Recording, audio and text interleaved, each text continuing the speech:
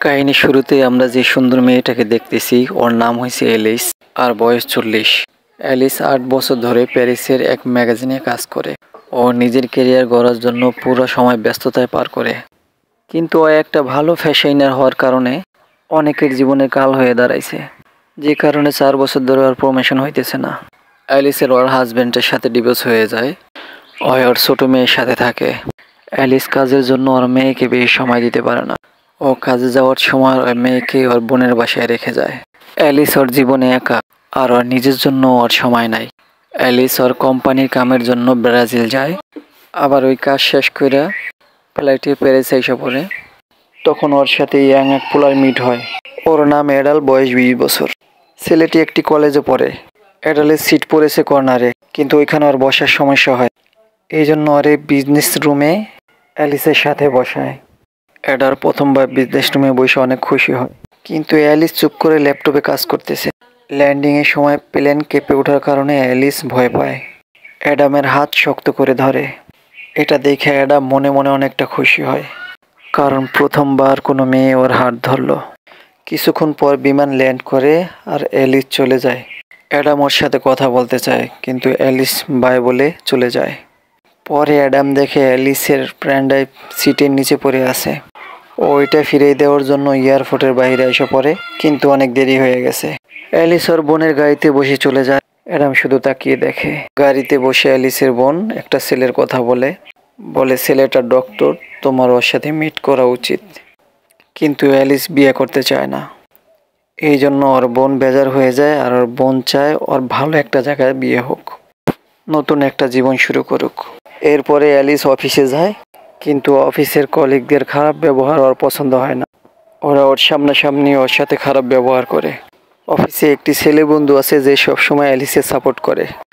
অফিসের স্টাফ অ্যালিসকে ডেকে বলে অ্যাডাল নামের কেউ একজন তোমাকে কল দিয়েছে, কিন্তু অ্যালিস বলে দেয় আমি কোনো অ্যাডামকে চিনি না। এরপরে অ্যালিস ওর বসের সাথে যায় প্রমোশনের কথা বলে, আর ওর বস বলে তোমার আর্টিস্ট আজকাল পুরান আর্টিস্টের মতো লাগে, মানুষের তোমার আর্টিস্টের প্রতি কোনো চাহিদা নেই, তোমার আরও রোমান্টিক গল্প লিখতে হবে, নয়তো দেখা যায় তোমাকে চাকরি থেকে বের করে দেওয়া লাগবে। এরপরে ভাবে নতুন রোমান্স গল্প কিভাবে বানাবে। তাকিয়ে দেখে ওর টেবিলে একটা কাগজ দেখা যায়, যেখানে লেখা এক ছেলে ওর সাথে পেন ড্রাইভের বিষয়ে কথা বলবো। ও সাথে সাথে অ্যাডামকে কল করে বলে তুমি কোথায় আছো, আমার পেন ড্রাইভ লাগবে, ওইটা অনেক জরুরি। অ্যাডাম ওই সময় ওর বন্ধুদের সাথে ভারে ছিল, ওইখানে অ্যালিসকে আসতে বলে। পরে অ্যালিস ভালোই বাইরে আসে, অ্যাডাম এসে ওরে ভিতরে নিয়ে যায়। এখানে অ্যালিসের অফিসের দুইটা মেয়ে আছে। মেয়ে দুইটা অ্যালিসকে অ্যাডামের সাথে দেখে অবাক হয়ে যায়। অ্যালিসের পেন ড্রাইভ নিয়ে জলদি যাইতে হইব। অ্যাডামের কাছে পেন ড্রাইভ চাইলে অ্যাডাম বলে পেন ড্রাইভ তো ঘরে রাখাচ্ছি, পেন ড্রাইভ নিতে হইলে আমার সাথে বাসায় যাইতে হইব। অ্যালিসকে স্কুটারে বসতে বলে। প্রথমবার স্কুটারে বসবো, এই জন্য অল্প নার্ভাস থাকে। অ্যাডাম ওরে হেলমেট পরতে বলে। অ্যালিস ঠিক মতো পড়তে পারে না, এই জন্য অ্যাডাম হেল্প করে দেয়। অ্যালিসের অফিসের ওই মায়া দুইটা এরকমভাবে দেখে মনে হয় ওরা কিস করতেছে। ওরা লুকিয়ে লুকিয়ে ওর ছবি তোলে, আর ওই ছবি অনলাইনে পোস্ট করে দেয়। অ্যাডাম অ্যালিসকে ওর ঘরে নিয়ে আসে, ওইখানে ওর বাবাও থাকে। অ্যাডাম পেন ড্রাইভ দিতে একটু দেরি করে, যাতে আরও কথা বলতে পারে ওর সাথে। এরপরে অ্যালিস পেন ড্রাইভ নিয়ে ঘর থেকে বের হয়। অ্যাডাম বলে তোমাকে স্কুটার দিয়ে আসবো। অ্যালিস বলে আমি একাই যেতে পারবো। অ্যাডাম বলে আমরা কি বাইরে কফি খেতে যেতে পারি।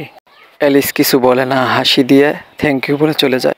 পরের দিন যখন অ্যালিস অফিসে যায়, সবাই ওর দিকে অবাক হয়ে তাকিয়ে থাকে। অফিসের এক কলিগ ওর ছবি দেখে বলে তোমাদের এই কিস করা ছবি কে জানে অনলাইনে ঢেলে দিয়েছে। পিক দেখে সবার মনে হইতেছে ও আর অ্যাডাম কিস করতেছে।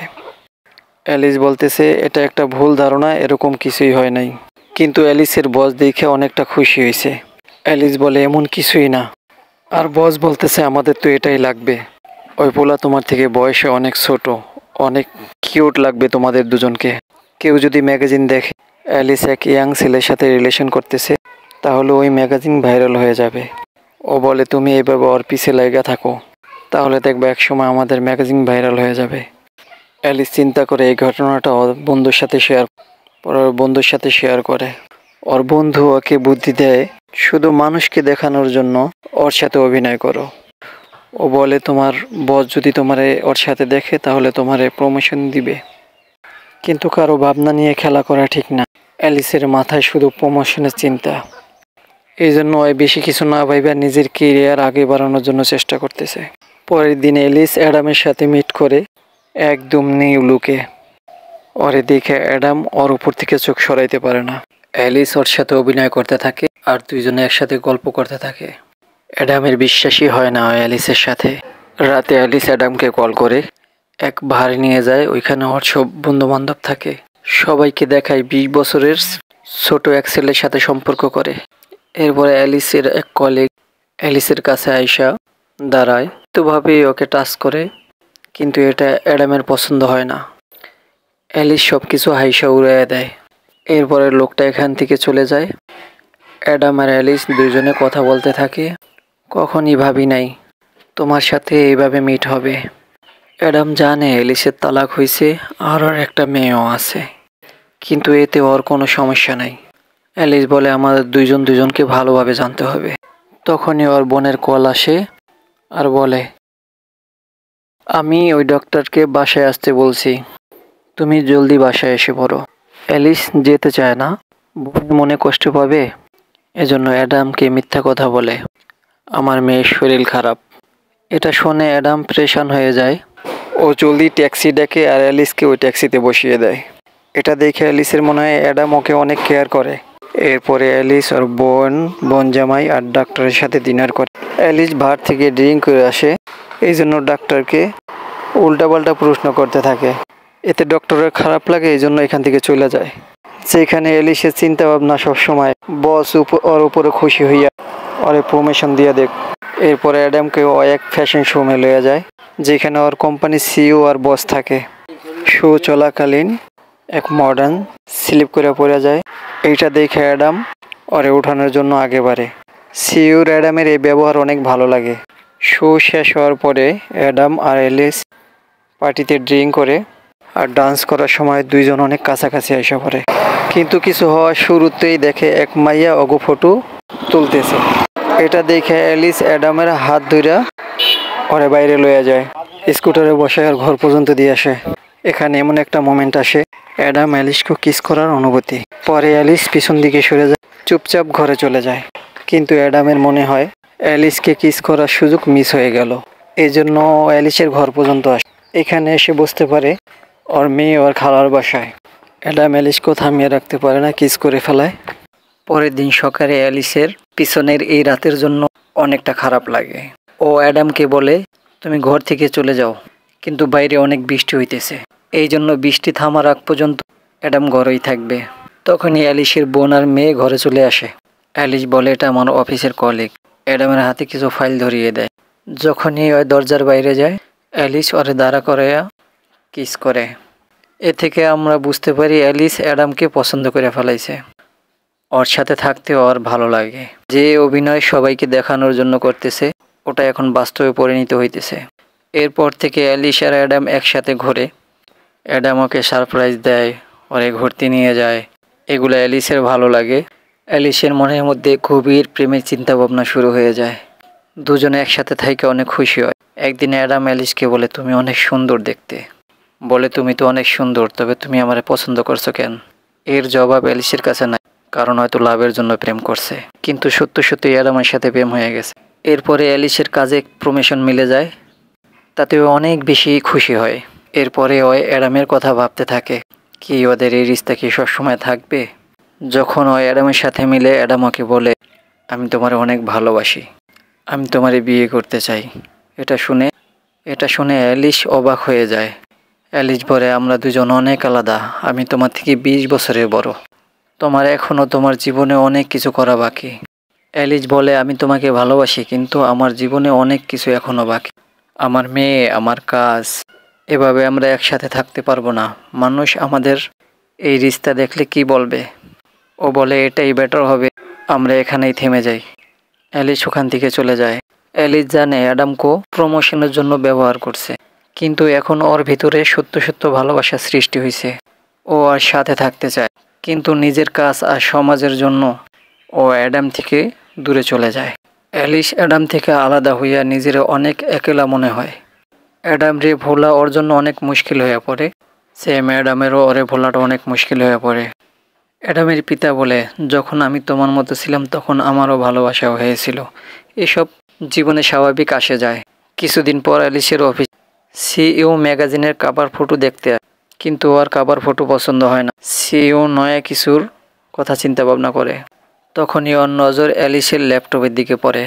অ্যালিসের ল্যাপটপে অ্যাডামের ফটো। ওইটা দেখে সিইওর মনে পড়ে, এটা তো ওই পোলা, মডেলিংয়ের সময় পড়ে যাওয়া মেয়েটাকে ওই উঠিয়েছিল।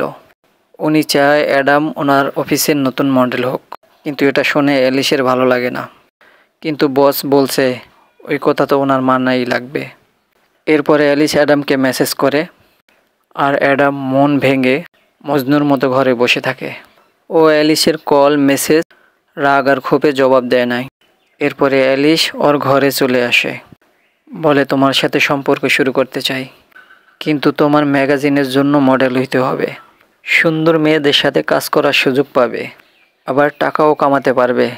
এটা শুনে অ্যাডাম রাগ হয়ে যায়। ও বুঝতে পারে অ্যালিস ওর কাজের জন্য ওর কাছে আসছে।